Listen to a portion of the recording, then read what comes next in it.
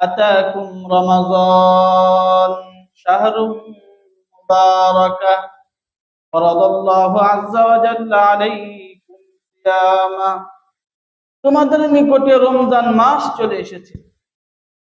সেই রমজান মাস অতি বরকতপূর্ণ মাস, ফজিলতের মাস।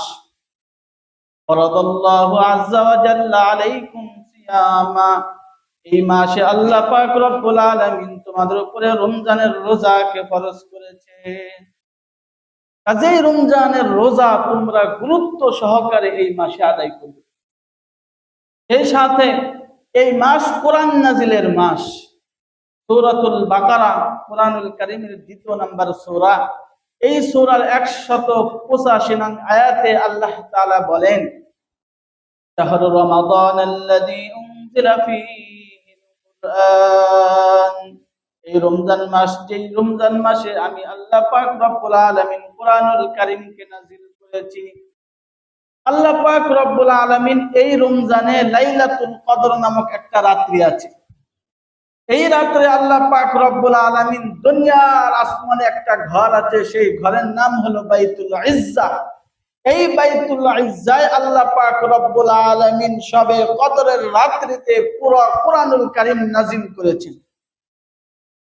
এরপরে আল্লাহ পাক রব্বুল আলামিন দুনিয়ার আসমান বাইতুল ইজ্জাতে একটা ঘর, সেখান থেকে আমাদের নবী জনাবে মুহাম্মদুর রাসূলুল্লাহ সাল্লাল্লাহু আলাইহি ওয়াসাল্লামের উপরে 23 বছর যাবত আস্তে আস্তে ধারাবাহিকভাবে যেখানে যতটুকু প্রয়োজন আস্তে আস্তে অবতীর্ণ করেছেন।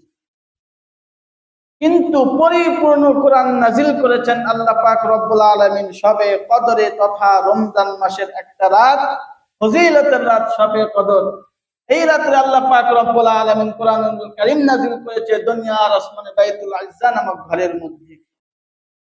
তাহলে এই মাসটা কোরআন নাজিলের মাস।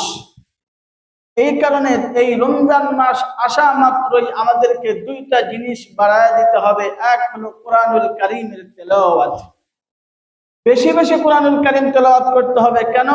কারণ এই রমজান মাসে কোরআন নাজিল হয়েছে, কোরআন নাজিলের মাস। এই কারণে রমজান আসা মাত্রই আমাদের তেলাওয়াতের গতি বাড়ায় দিতে হবে।